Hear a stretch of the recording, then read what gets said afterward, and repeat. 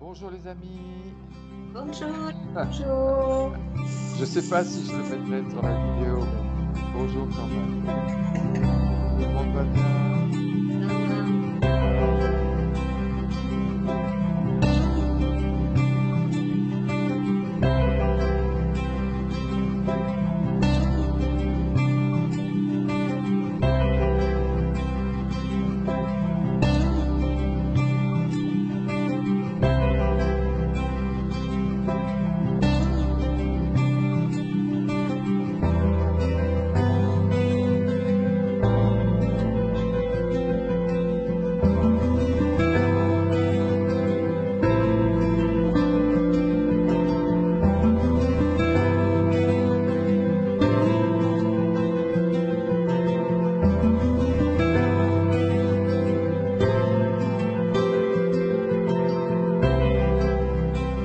Après, ça va devenir quelque chose d'évident dans le champ de votre conscience.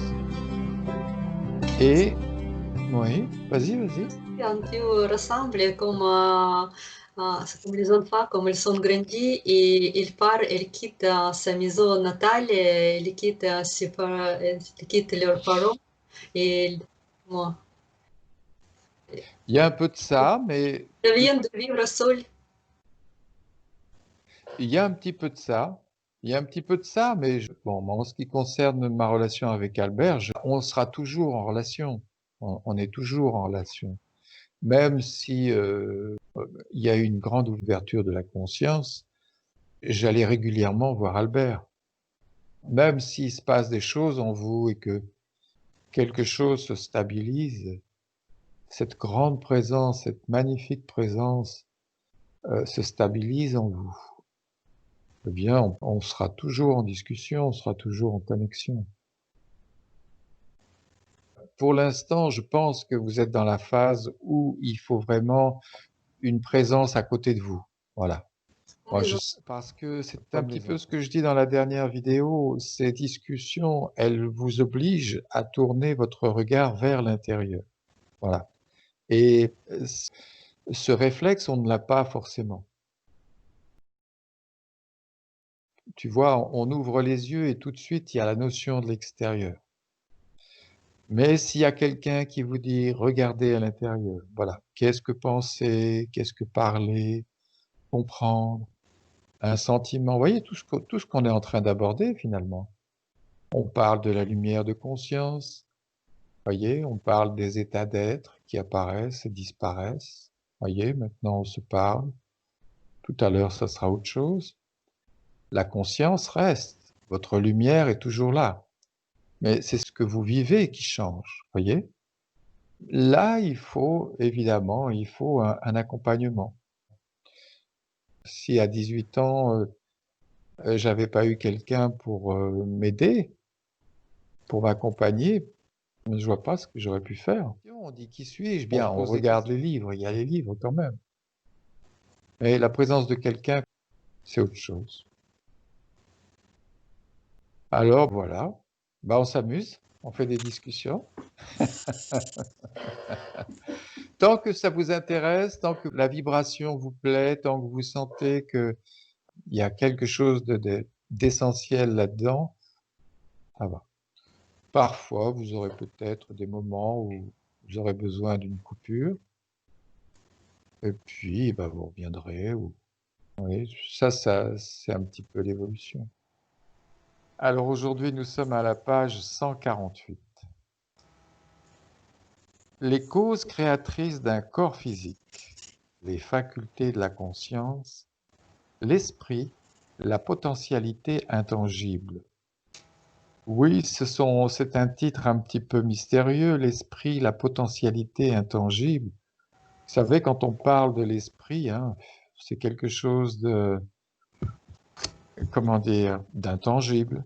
Voyez, est-ce qu'on peut attraper l'esprit? Est-ce qu'on peut le voir? Est-ce qu'on peut, voyez, c'est un centre qui, lorsqu'il se focalise sur quelque chose, éclaire. Voyez, on tourne la tête à droite, ça éclaire. On tourne la tête à gauche, ça éclaire. Je regarde devant moi, je vous vois. Voilà. Il y a une lumière qui est là, voyez? Eh bien, c'est l'esprit. Dire que les causes créatrices d'un corps physique sont les facultés de la conscience est une affirmation tant que nous ne voyons pas cela comme une évidence par nous-mêmes. Oui, je me permets de dire que les causes créatrices d'un corps physique, ce sont les facultés de la conscience. Voyez, on a vu le toucher, le goût, voyez, l'odorat, la vue, l'ouïe et le cerveau. Il y a dans le champ de la conscience des facultés qui correspondent à ces sens physiques présents dans le corps physique. Voyez? Et on a commencé à en parler, on a commencé à les voir. Le toucher, c'est la perception. Le goût, son rôle, c'est d'apprécier. Voyez? Donc, perception, appréciation. L'odorat, son rôle, c'est de définir une direction ou de définir un agréable ou un désagréable. Voyez? C'est donc par l'odorat, par l'air, qu'ils vont pouvoir définir. Voyez? La définition est présente au niveau de l'odorat, dans un corps physique. Puis après, nous avons l'œil, qui est la faculté de connaître. Voyez, avec les yeux, nous pouvons voir les objets isolément, les uns des autres, autour de nous, ou nous pouvons voir d'une façon globale. Puis après, il y a l'ouïe, le son. C'est la faculté de comprendre. Voyez, je me sers du son pour vous parler et vous comprenez spontanément. Il y a une compréhension spontanée au moment où vous entendez les mots. Puis il y a le cerveau qui, lui, synthétise tout ça. Voilà, c'est le centre de connexion, de point de rencontre de tous ces sens. Une petite récapitulation de ce qu'on a déjà un petit peu regardé il y a quelque temps.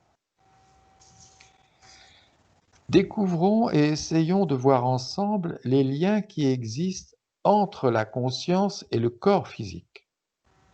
Prenons comme exemple la vue et l'œil. La vue est liée à la faculté de la conscience qui nous permet de discerner les formes. Je veux parler de la connaissance. La lumière physique, donc ce qui est à l'extérieur de nous, l'œil et la connaissance sont liés par nature. Vous voyez, c'est un petit peu comme s'il y avait quelque chose d'intangible qui descend dans la matière, la connaissance, et qui se manifeste dans le corps physique sous la forme d'un œil, et cet œil, lui, est en relation avec la lumière physique. Voyez, l'œil n'est pas en relation avec le son, mais avec la lumière physique. L'œil est une structure organique spécifiquement conçue par la nature pour être en relation avec la lumière physique. Cela, nous le comprenons et le concevons aisément. Lorsque l'œil est en contact avec la lumière physique, une excitation électrique nerveuse jaillit jusqu'au cerveau. Puis nous percevons et voyons nettement une image dans le champ de notre conscience. La faculté qui permet le discernement est, entre autres, basée sur l'image. Oui, il y a une perception instantanée par l'image, voyez. Dès que vous avez une personne en face de vous, vous savez qui est la personne, vous savez si vous la connaissez, si vous ne la connaissez pas. Si vous la connaissez, vous avez instantanément le sentiment qui jaillit en vous. C'est une perception spontanée. Nous percevons un centre lucide en nous qui a le pouvoir de se balader dans notre champ visuel pour se focaliser sur des objets en particulier. Oui, il y a évidemment un centre lucide qui a... Il est là. Il peut aller à droite, il peut aller à gauche. Et c'est alors que le discernement des formes est possible. L'image apparaît comme un plan lumineux stable et le centre lucide, lui, comme l'œil intérieur qui se balade dans le champ visuel. On voit que l'image apparaît comme une surface lumineuse. Et dans cette surface lumineuse, il y a ce centre qui peut aller se porter là où il veut, voyez. On est comme au cinéma. Vous savez, maintenant, ils font des écrans de cinéma de plus en plus grands. Quand on regarde un film, on est obligé de balayer l'écran tellement il est grand. Il peut observer ce que bon lui semble. Percevez-vous ce phénomène en vous? Quand vous réécoutez les vidéos, servez-vous de ce qui est dit pour faire vous-même l'expérience. On vous parle d'images, on vous dit qu'un centre peut se balader, évidemment, l'œil est là, il se balade, et à l'intérieur, il y a le discernement des divers objets autour de vous. Le centre lucide, la faculté qui permet le discernement et l'image, ne font qu'un. Et bien, oui, Pascal? Le centre lucide, ça serait l'attention? Oui. Une attention? Ouais. Exactement. On porte une attention, ça c'est une faculté de la conscience, et quelque chose est clair.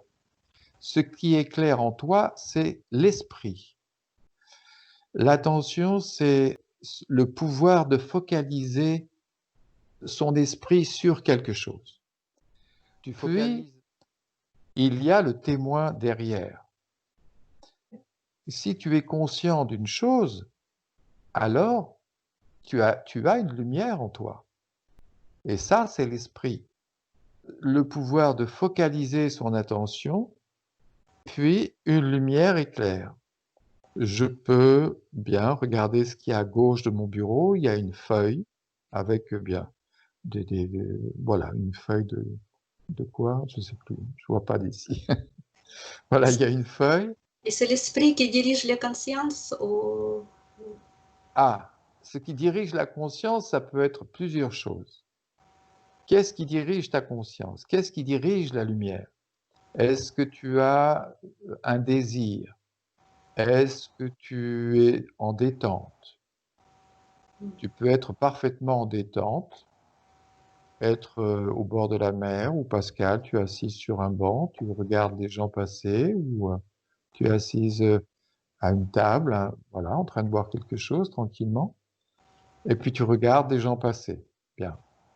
Il n'y a rien de particulier qui dirige cette attention. Il n'y a pas un désir particulier. Mais maintenant, tu peux te dire, ah, j'ai un travail à faire. Et là, il y a une intention derrière la lumière, derrière l'attention. Tu vas donc porter ton attention sur quelque chose de particulier. Tu as une intention de travailler sur quelque chose et ton attention va se porter sur la chose à regarder. Il faut faire un petit peu le tour à chaque fois, tu vois. Il y a cette faculté qui est libre de porter son attention quelque part.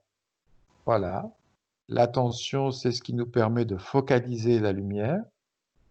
Dans cette lumière, à un moment donné, quelque chose est clair et vous êtes conscient. Là, ça, c'est l'esprit. C'est-à-dire, si je connais comment l'objet que je dois regarder, que je regarde, c'est l'esprit et l'éclair. Ici, par exemple, je vois quelque chose de nouveau, c'est l'objet que j'ai jamais vu, c'est la conscience qui éclaire, mais l'esprit, il ne peut pas éclairer, c'est parce que je ne sais pas qu'est-ce que c'est ça? Exactement, exactement. Voyez, vous êtes à côté d'un mécanicien. Oui, c'est ça. Voilà. Le mécanicien ouvre le capot, pour lui, tout est clair. Il porte son attention et il y a une lucidité. Voyez, la lucidité, c'est la lumière de l'esprit. Pour lui, tout est clair. Vous portez votre attention, bien, vous voyez des formes, vous voyez des objets, vous voyez des choses, mais c'est pas réellement clair. Ouais, tu vois? Donc, il n'y a pas une lucidité totale sur ce que vous regardez. Voilà. Mais il y a une attention. Pas la connaissance. Il n'y a pas la connaissance et il n'y a pas la lucidité. Tu vois, ce qu'on appelle la lucidité, c'est la lumière qui éclaire.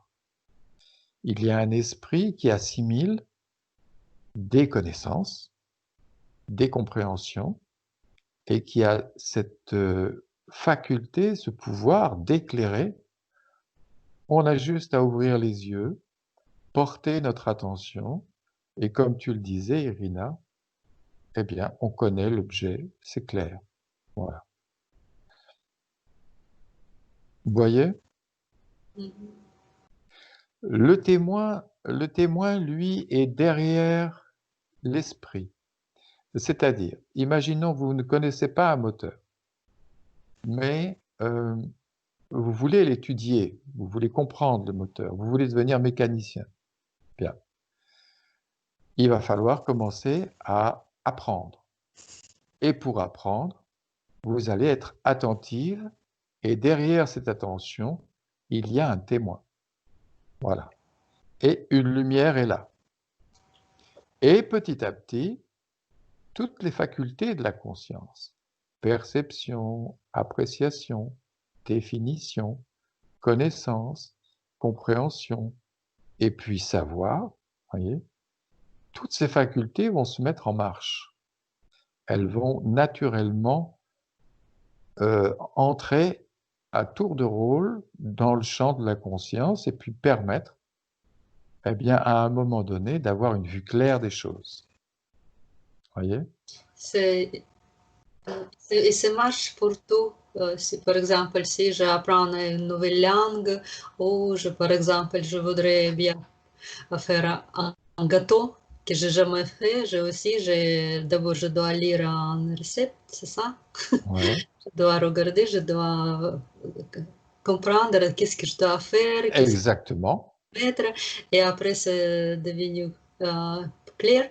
C'est l'esprit qui est clair et enfin, je peux faire le gâteau, c'est ça? Exactement. Tu vois? Ça marche pour tout. Ça marche pour tout. C'est pour ça que c'est un petit peu difficile au départ, parce qu'on n'a jamais regardé les choses de cette façon, mais après, on va le retrouver partout. Si vous comprenez la base de la conscience, la base des facultés de la conscience, vous allez le retrouver partout, mais à un point dont vous n'avez pas idée. Même dans une formation, on avait parlé de ça, la formation d'une galaxie, voyez, ou d'un système solaire, il y a d'abord des particules qui correspondent à la perception, voyez, des points. Après, ces points commencent à se lier, voyez, et là, on est dans l'appréciation, ils s'associent. Après, ils commencent à former, à faire des formes, voyez, dans la matière. Puis, il y a des associations, des unités qui se forment. Et c'est la même chose. En nous, des unités se forment lorsque vous observez. Le mécanicien observe en lui, il découvre un moteur. Lorsque le processus de cette conscience aura été fait, eh bien, il verra le moteur dans une grande lucidité. Voyez. On va un petit peu vite, mais c'est pas mauvais parce qu'il faut que vous compreniez l'ensemble. Le centre lucide, la faculté qui permet le discernement et l'image, ne font qu'un. Comme ça. On parle de la perception, on parle de l'appréciation, mais tout ça font partie de la globalité, de l'unité du champ de la conscience. Il ne faut pas les voir comme des choses isolées quelque part. Ce sont des choses qui apparaissent, qui se transforment, évoluent de la perception, on passe à l'appréciation, On passe à la définition, puis la connaissance, puis la compréhension, puis le savoir, qui est une unité.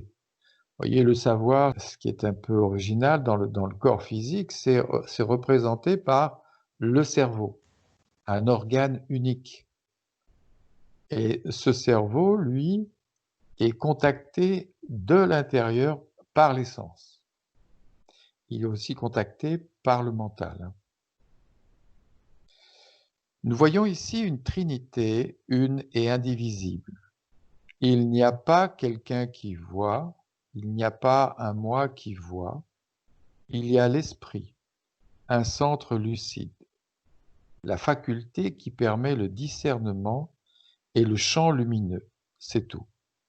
Oui, alors on parle de l'esprit, on parle d'un centre lucide et une faculté qui permet le discernement quand vous regardez autour de vous. Vous voyez des objets, bien, voilà. Mais tout ça n'est pas isolé. Tout ça est contenu dans le champ de la conscience. Tout ça est présent dans une unité.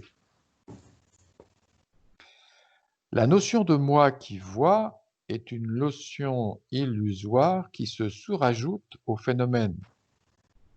La faculté de voir est libre et n'appartient à personne. Vous voyez, tout ce dont on parle là, ici, ça ne nous appartient pas. Et on voit, on découvre, et puis, est-ce qu'il y a un moi là-dedans? Vous voyez?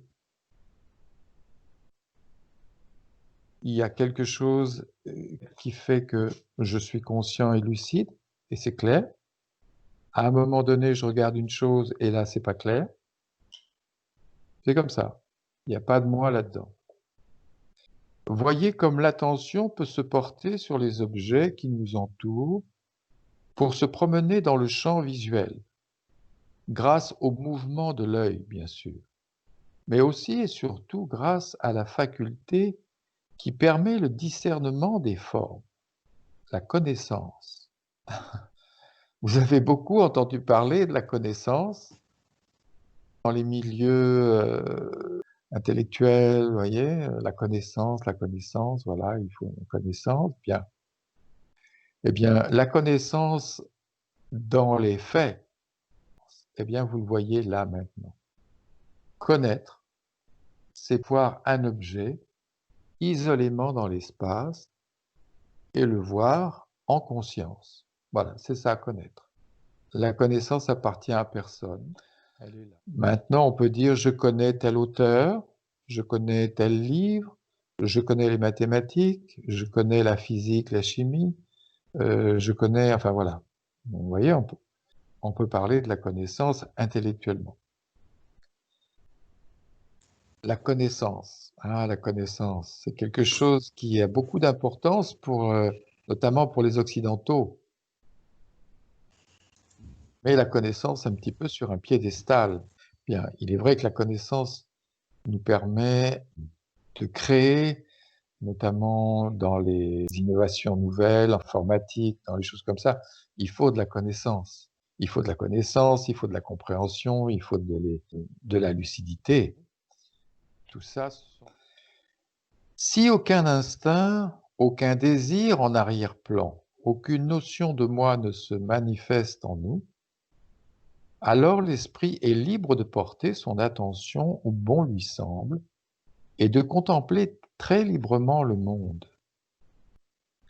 Est-ce que je suis libre de porter mon attention là où je veux? Vous voyez, un moment de liberté, c'est ça en fait. C'est être détendu à l'intérieur de soi et puis pouvoir porter son attention où bon nous semble. Voilà, c'est ça la liberté. C'est être libre d'une force intérieure. Alors, C'est le mental, il peut diriger. et voilà. Le problème, c'est le mental et son mouvement mécanique et ce qui nous pousse à penser de façon répétitive sur des choses, voilà. Voilà, là on a un gros problème. À ce niveau-là, l'être humain en général est pris dans les mailles du mental. Alors, la méditation, les regards portés, le silence, tout ça, ça va vous aider à vous déconnecter du mental. On est lié au mental par un mouvement mécanique. C'est ce mouvement mécanique qui, comment dire, nous lie au mental et qui font que le mental a une emprise profonde en nous. Vous voyez? On croit beaucoup au mental. On y croit. Voilà, il est là, il nous projette des images, il nous donne des solutions, mais il nous fait croire beaucoup de choses. Le problème, c'est que ce qu'il nous fait croire est à base de mémoire, de passé. Vous voyez? Si on est dans le silence, par exemple, si on fait la méditation, nous sommes dans le silence et maintenant, si on peut savoir comment résoudre des problèmes, on peut diriger l'esprit au centre du problème. Oui, plus vous allez vous positionner dans cet état de témoin, dans l'observateur, et plus vous allez, et notamment l'observation du mental, et plus vous allez vous déconnecter de lui. Ce qui fait que le mental a une emprise sur nous, c'est le mouvement mécanique des pensées et le blabla. Voyez? Pour ça que quand on donne des indications comme je le fais, on est un petit peu embêté parce que on dit des mots, on dit beaucoup de mots, mais ces mots, ils sont là pour indiquer des choses. Et ce que je vous indique à un moment donné, c'est de vous retrouver dans le silence. C'est ce silence qui va vous permettre de percevoir de façon vivante ce que vous regardez, ce que vous observez. Et c'est ce silence et cet observateur en vous, silencieux, qui va permettre un recul de la conscience et une déconnexion progressive vis-à-vis du mental. Vous voyez? Oui, c'est pas évident parce qu'on vit avec beaucoup de mots tout le temps, avec des livres, avec des mots partout et le silence après c'est presque une cassure avec ce qu'on a l'habitude de vivre. C'est pas quelque chose qui vient naturellement parce qu'on est tellement dans les mots que quand on doit tout arrêter, parce qu'en fait c'est ça être dans le silence, enfin pour moi en tout cas, c'est arrêter un peu la machine. Oui. C'est pas évident, je me rends compte, c'est pas si facile que ça. Même si on a des discussions ou des regards ou des... pas naturel. Non, ça vient pas naturellement parce qu'on est mécanisé dans notre mental avec ces mots. C'est quelque chose qui submerge un individu. C'est quelque chose qui a une emprise en nous, on n'a pas idée. Mais le fait déjà de parler, de donner une direction et de commencer à parler du silence, de l'observation, de l'attention portée, c'est une indication pour vous. Vous allez être peut-être interpellé par ce silence, par ce témoin, par l'attention et le pouvoir que vous avez d'observer. Vous voyez? Il est là, ce pouvoir.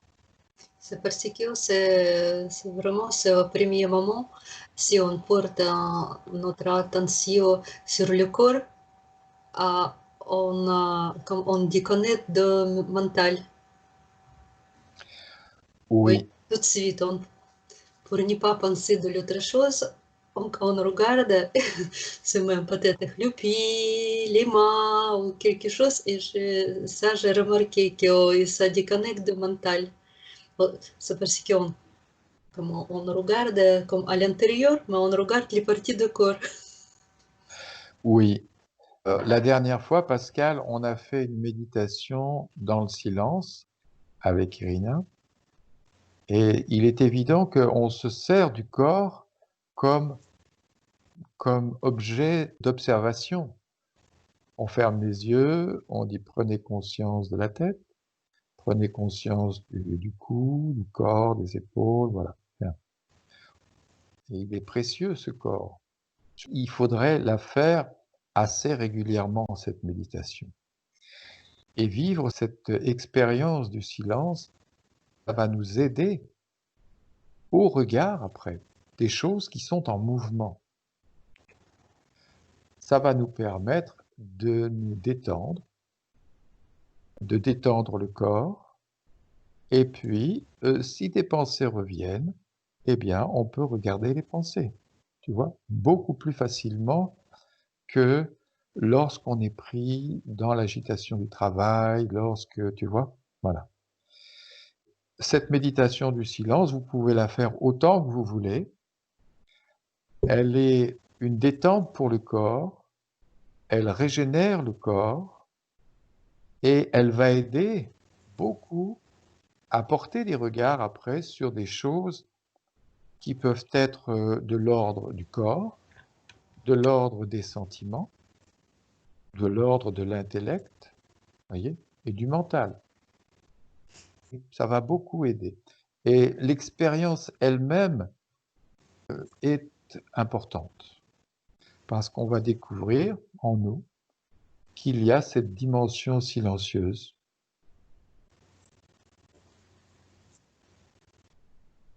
qui est très paisible, qui est très agréable et dans laquelle on peut enfin se reposer un petit peu. Vous voyez? Parce qu'on est toujours sous tension la plupart du temps. Vous voyez? Et ça fait du bien de s'abandonner, de se détendre. Parce que c'est ça qu'on va apprendre petit à petit. C'est à s'abandonner, à se détendre. Voilà. Évidemment, on pourrait se dire, mais on ne pourrait pas le faire tout de suite, au lieu de passer par tout ça. On pourrait le faire directement. Il y a des gens qui se disent même, oui, mais tout ça, c'est du superflu. Voilà. C'est pas du superflu parce qu'on a besoin de voir clair. Avant de lâcher une chose, il faut d'abord la voir clairement. Et après, on peut la laisser de côté, tu vois. Alors, il y a des gens qui veulent mettre la charrue avant les bœufs et qui se disent on peut aller tout de suite dans la présence, on peut aller bien. Alors, je vais vous raconter une petite histoire hindoue.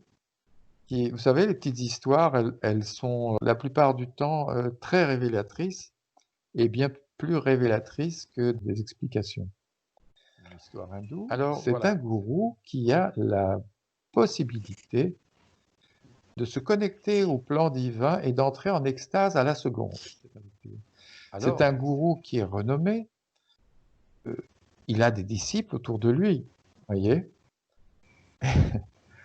Et il se connecte et il peut entrer en extase à la seconde.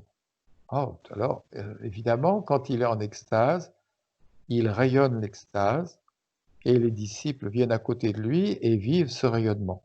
Parce qu'il y a aussi le rayonnement qui est là. Bien. Et un jour, le gourou est là et dit « J'ai soif. Est-ce que quelqu'un pourrait m'apporter un verre d'eau ?» Et avant qu'on lui apporte le verre d'eau, le gourou tombe en extase et il reste 10 ans en extase. Il a de la chance. Vous voyez, l'extase, c'est l'état suprême. Et il reste 10 ans dans cette extase. Mais 10 ans après, il revient. Et quand il revient, il dit à ses disciples, « Alors, il est où mon verre d'eau ?» Ça veut dire qu'il avait un problème avant de partir, avant d'être en extase. Il avait un problème sur le plan physique. Il y avait un problème qui n'était pas résolu. Il est parti en extase, c'est très bien, il est resté 10 ans, mais quand il est revenu, le problème était toujours là. Vous voyez là? Mais il faut que les choses soient claires. Voilà. Maintenant, si on vous dit entrez dans le silence, voilà, allez, on va faire des méditations silencieuses tout le temps. À chaque fois qu'on se verra, on va se mettre dans le silence et puis on va regarder le corps et vous aurez un état de bien-être, mais réel, vraiment. Mais une fois que vous serez sorti de votre chambre, vous aurez fermé la porte, le mental reviendra et les pensées reviendront et le moi reviendra et tous les problèmes reviendront. Il ne s'agit pas de dire il y a cette voie à prendre ou il y a ceci à faire. Il faut se servir de tout ce que nous avons entre les mains. Nous avons... Oui, vas-y. C'est-à-dire que c'est comme la méditation, se compose de deux parties. La première partie, on se relâche le corps pour être plus tranquille, pour se relâcher. Et après, cette deuxième partie, on peut plus facilement regarder nos problèmes ou les autres instants. C'est ça? On pourrait le voir comme ça, oui. Oui. Mais vous allez voir que le fait de regarder en soi, vous pourrez vous en servir partout, à tout instant. Il va devenir puissant, ce regard. Là, on se dit, il faut se mettre dans un coin, il faut prendre un petit moment à soi. Oui, tu as raison, c'est bon de faire ça. Et si on pouvait le faire, je l'ai fait très longtemps. Je me levais à 3 heures du matin, c'était les seuls moments où je pouvais méditer, c'était avant d'écrire. Pour moi, l'écriture, c'était une méditation, c'était des regards portés. Mais avant d'écrire, je me mettais dans cet état de total silence. Vous voyez? Et après, je pouvais porter des regards et puis j'écrivais. Voilà. Dire, c'est comme tu es connecté avec ton être et après ton être, il t'aide de résoudre tes problèmes, c'est ça? Oui, c'est la lumière de la vie qui vous C'est lié éclaire, à être. la lumière de l'être qui nous éclaire. On est tout le temps dans son rayonnement, on est tout le temps dans son amour. C'est lui qui vous pousse à être là maintenant, à cette seconde. Mais on cache Pourquoi toujours vous êtes là cette, maintenant? cette lumière, on cache toujours par le mental, c'est ça? Ben Mental. oui, le mental vient toujours au milieu. Voilà, avec mes problèmes, et j'ai tel problème, et j'ai ci, et j'ai ceci, et j'ai cela. Bien. Alors, évidemment, il y a cette espèce comment dire, de plafond là, qui est là, qui nous bloque, qui empêche la connexion. Voyez? Mais pour en revenir à la méditation du silence, si vous pouvez le faire, c'est parfait.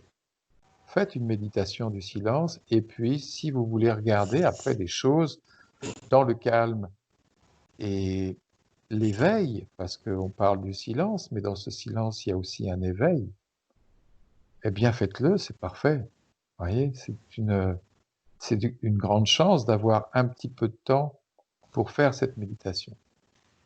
Mais plus tard, vous pourrez, partout où vous serez, que vous soyez au travail, que vous soyez dans la rue, que vous soyez, avoir un éveil spontané et un regard, et regarder ce qui se passe en vous comme autour de vous. Mais vous savez, c'est surtout l'intérieur hein, qui est essentiel. C'est surtout ce qui se passe en vous. Hein. Ce qui se passe autour de vous, que voulez-vous? Ben, ça se passe, les gens sont là, ça, voilà. Vous pouvez pas tirer la manche à tout le monde, dire écoutez, il y a quelque chose qui est essentiel là, regardez en vous. Voyez? Si les gens ne veulent pas regarder, ben ils regardent pas. Mais si vous percevez vous que c'est essentiel, alors faites-le. Et plus vous allez regarder, au début on est un petit peu perdu, mais par les discussions, par les livres que vous allez lire, par les regards que vous allez porter, vous allez commencer à créer un champ de conscience en vous, voyez, et qui va devenir très stable. qui va vous éclairer d'une façon dont vous n'avez pas idée. Vous voyez, Jean-Marc, pour lui, maintenant, c'est clair. La conscience, c'est parfaitement être dans l'éveil quand il faut être dans l'éveil, et puis porter un regard s'il y a quelque chose qui se passe. À un moment donné, vous pourrez être dans la présence partout. Que vous soyez dans la rue, que vous soyez chez vous. Vous voyez, vous serez dans cette paix et cette stabilité. Mais évidemment, je discutais avec certaines personnes qui me disaient « Oh là là, mais c'est trop compliqué ton truc, il faut… » Bien, si vous trouvez ça compliqué, ben, c'est vous qui le vivez comme ça. Pour moi, c'est pas compliqué, c'est passionnant. Ça me passionne de découvrir tout ce dont on est en train de parler. C'est quelque chose de passionnant. De découvrir comment un corps s'est conçu, qu'est-ce qu'un champ de conscience, que se passe-t-il dans un champ de conscience. Là, vous découvrez la nature de la vie. Je trouve ça passionnant. Bien. Chacun a sa sensibilité, chacun a ses pôles d'intérêt, et chacun suit sa route, hein, comme on dit. Pour l'instant, on cherche des réponses pour l'instant. Oui, Pour oui. moi, on cherche des réponses parce qu'on a posé beaucoup de questions et on n'y trouve pas les réponses. Et on essaie de trouver les réponses là. Oui, oui, oui, c'est ce que j'ai fait à 18 ans lorsque j'ai rencontré Albert Vallée. On avait besoin, on avait soif, il fallait qu'on boive. Voilà. Vous voyez? Quand on a faim de quelque chose, il faut manger d'abord. Puis après, on digère, après on assimile. On a assimilé, puis on a l'énergie en soi. C'est pareil pour le domaine spirituel.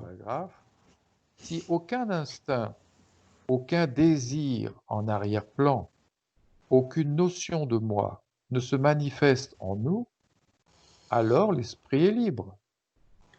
Si, Irina, tu es au bord de la mer, s'il n'y a rien qui te tracasse, tu peux regarder la mer. Pascal, si tu es dans la rue et puis que tu te promènes et que tu regardes les vitrines, bien, l'esprit est libre. Mais si maintenant il y a quelque chose de particulier, une force qui est là et qui vous pousse à, voilà, je veux ceci, je veux cela, bien, là, on voit qu'il y a une force. Vous voyez, ça va être à vous d'être sensible à vos états intérieurs, à cette perception qu'on a de la présence d'une force en soi ou au contraire d'un état libre. Vous voyez? Ça va être à vous d'être dans l'éveil à ce moment-là. Voilà. Vous allez voir, ça va venir très vite.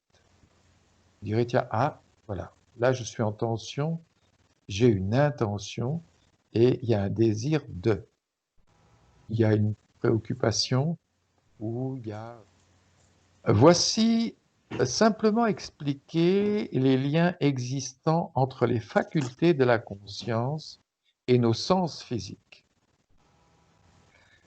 La lumière physique, celle extérieure au corps, est en relation avec l'œil. L'œil, une fois contacté par la lumière, produit l'excitation électrique nerveuse qui va jusqu'au cerveau. L'excitation électrique nerveuse est perçue, puis l'image se manifeste dans le champ de la conscience.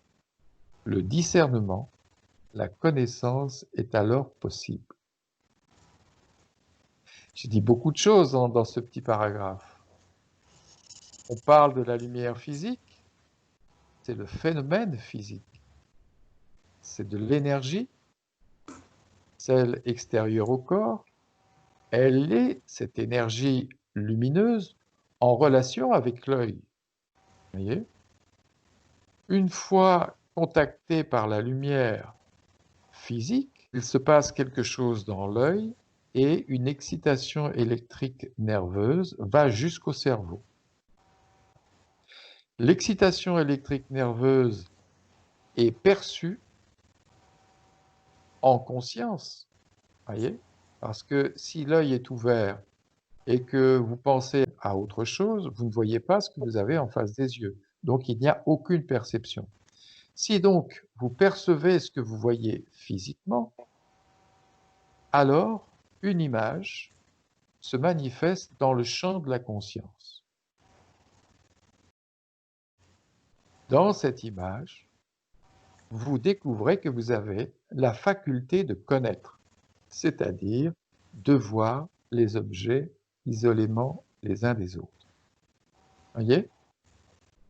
Donc, lumière physique, l'œil, l'excitation, la perception et la connaissance. Toutes ces choses ont un lien, elles sont liées. Voyez? Autant la lumière physique que l'organe de l'œil, que la conscience qui perçoit, voit l'image et connaît. Voyez? Tout ça est lié. Tout ça, toutes ces choses descendent, voyez, de la conscience et se manifestent dans la matière sous la forme de la lumière et peuvent parfaitement être perçues en conscience par le canal du corps physique. Voyez? Tout ça ne fait qu'un. Cette relation entre la conscience et la lumière physique a fait qu'un corps physique avec un œil s'est constitué, s'est créé. Il y a donc, visuellement parlant, une base stable, c'est l'image. Voyez, il y a une base lorsque vous voyez le monde autour de vous, c'est l'image. Vous voyez une image. Puis derrière l'image, la faculté de l'esprit qui permet de discerner les formes, la connaissance. Une lumière bien plus subtile que l'image elle-même. La connaissance, c'est une faculté de la conscience.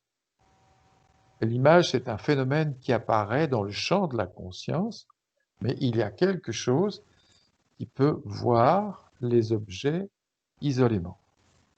Et là, on va retrouver celui dont on parlait tout à l'heure, le contemplateur silencieux, l'esprit. Vous avez une lumière qui peut se promener dans la pièce où vous êtes, et c'est clair. Et derrière cette lumière, il y a le témoin. Derrière l'esprit, il y a le témoin. Voilà. Là, on s'est particulièrement appesanti et focalisé, attentionné sur la lumière, l'œil, la connaissance et l'image. Vous voyez? Là, on est quand même... Dans le cheminement qui vous est proposé, nous partons du bas de la matière, la lumière physique, et nous remontons dans le champ de la conscience jusqu'à la source, c'est-à-dire l'esprit. Il est important de comprendre en soi que l'esprit était là avant toute perception, avant toute manifestation. Bien oui, l'esprit était là avant le corps, voyez.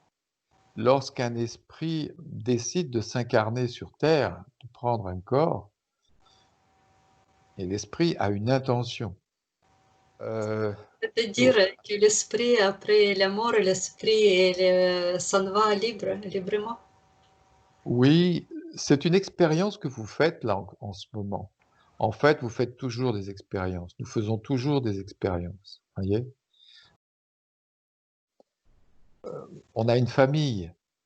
Bien, on fait l'expérience d'avoir une famille, l'expérience du sentiment, on fait l'expérience de l'attachement, on fait l'expérience de la souffrance d'être séparé, voyez, et la souffrance du corps physique.